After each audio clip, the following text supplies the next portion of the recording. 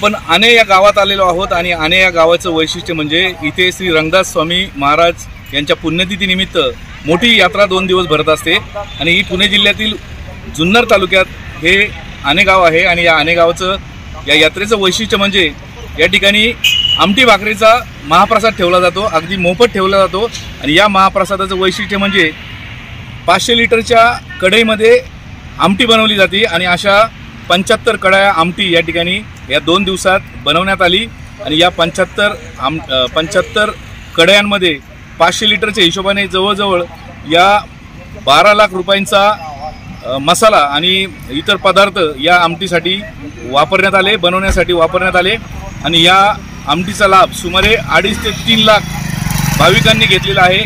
ज्यांना वयोवृद्ध जे ग्रामस्थ असतील, भाविक असतील, त्यांना जर यायला जमत नसेल तर त्यांना पार्सलची व्यवस्था यावर्षी केली होती।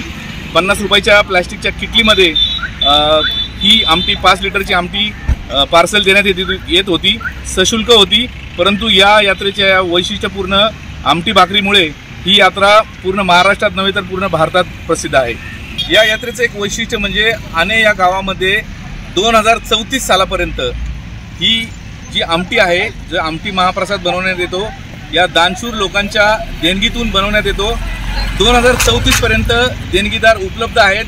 ज्याला कुणाला आमटीचा महाप्रसाद द्यायचा असेल किंवा देणगी स्वरूपात काही रक्कम द्यायची असेल तर 2034 नंतर त्यांना वेटिंगला थांबायला लागणार आहे, वाट पाहायला लागणार आहे। कॅमेरामन नीरजसह मी किरण वासगे, आपला आवाज आणे।